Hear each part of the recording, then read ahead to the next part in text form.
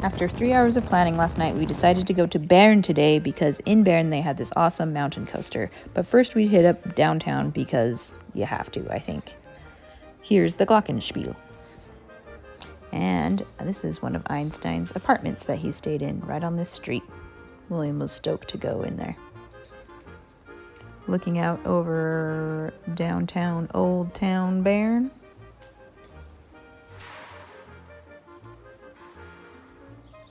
But this was the prettiest view of the whole city that I could tell from the one place we went. Food tip for you all. European Mexican food is like they looked at a picture of Mexican food and then tried to recreate it without any recipes.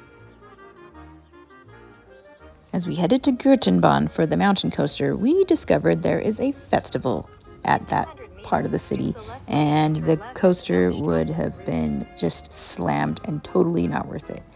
That's all if by some miracle we were able to find parking, which we didn't. So we made a backup plan to go to Pfingsteg and do some hikes and activities up that mountain. What I didn't realize was that it started off in Grindelwald, which looked like this on a Friday in the summer. After circling around the town a couple times, we discovered there's nowhere to park there. So this was all we saw of Grindelwald area. Very pretty, but too crowded for us to want to come back and actually do the hikes. So a plan C was made to go to Lauterbunnen. Hoping not to fail for a third time to find parking, we followed Google Maps down this little road, and this is the sign we should have seen before going on. This tiny lane was not a road, but a walking and biking path, the main attraction in Lauterbunnen. You ever actually driven through a museum before? That's what this felt like. We didn't film it, but this path was packed with people and so stressful to drive down. It was also this farmer's private one-way road, and he was ticked at us for driving down it, as he should be. We were idiots. But we finally found a spot to park and went down the road on our feet instead of in a car, and hoped to dodge all the people who noticed us being idiots.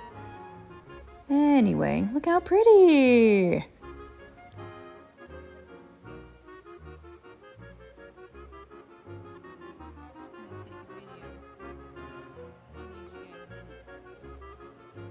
This valley really was incredible. I'm glad we didn't give up on it.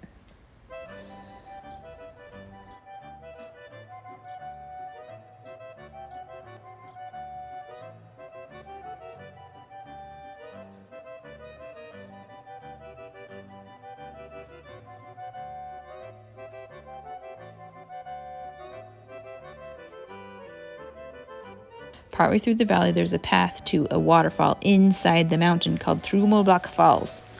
You can take a funicular train up it and then have 10 lookout points over these falls.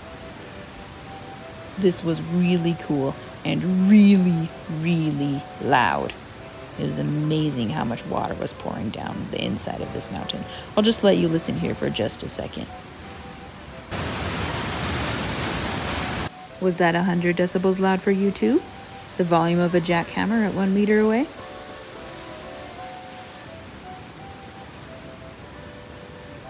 That view's not so bad either.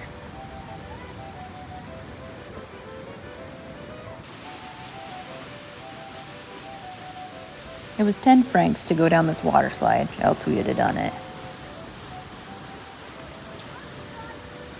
JK, can you imagine? You wouldn't have a swimsuit by the end of that fall. At this point, we were like, that was so fun. I'm glad something finally worked out. And then the universe was like...